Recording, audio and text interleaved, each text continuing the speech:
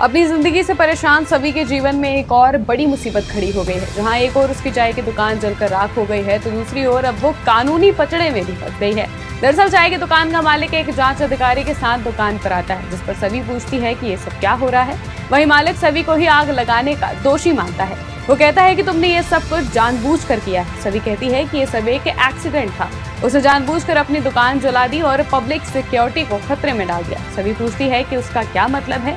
इसी बीच अधिकारी बताता है कि उसकी दुकान में सिगरेट के टुकड़े और पेट्रोल मिला है। सभी अचंभे में पड़ जाती है। वो सोचती है कि दुकान में कोई भी सिगरेट नहीं पीता और दुकान में वो मिट्टी का तेल यूज करते हैं। अधिकारी कहते हैं कि उन्हें यहाँ जो कुछ भी मिलेगा वो उसकी रिपोर्ट बनाएंगे और सभी के खिलाफ केस और एफआईआर दर्ज कराएंगे और ऑफिशियल नोटिस मिलने के बाद सभी कोर्ट में जवाब दे सकती है। मालिक कहता है कि वो उनकी वजह से कानूनी पचड़े में फंस गया है और कानूनी खर्च और नुकसान की वसूली वो उनसे ही करेगा। शुक्ला अंकल पूछते हैं कि ये उन्होंने कुछ नहीं किया है तो वो उनसे घाटा क्यों वसूलेंगे।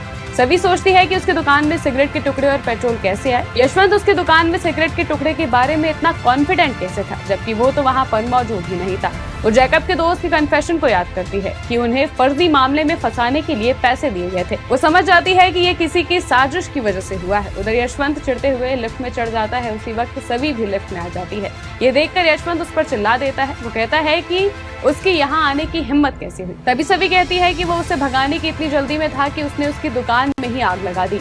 यशवंत कहता है कि अपनी बकवास बंद करो और अपनी चालाकी भरी बातों से तुम मुझसे कुछ भी नहीं बुलवा सकती हो। सभी फिर भी यशवंत को उकसाने की कोशिश करती है। वो कहती है कि ये कोई कोइंसिडेंस नहीं है कि उन्होंने उनकी चाय की दुकान में सिगरेट के टुकड़ों के बारे में बात की और जांच अधिकारी को सिगरेट के टुकड़े मिल भी गए।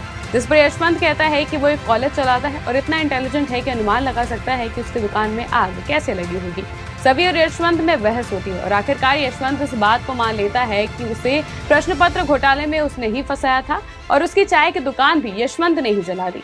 क्योंकि सभी और उसके परिवार से वो नफरत करता है। वो उससे बहुत ही ज्यादा नफरत करता है और कहता है कि किसी भी कीमत पर उससे छुटकारा पाना चाहता है। सभी सोचती है कि वो उसे किसी भी कीमत पर जवाब देगी। अब ये देखना होगा कि सभी कैसे सच को सामने लाती है।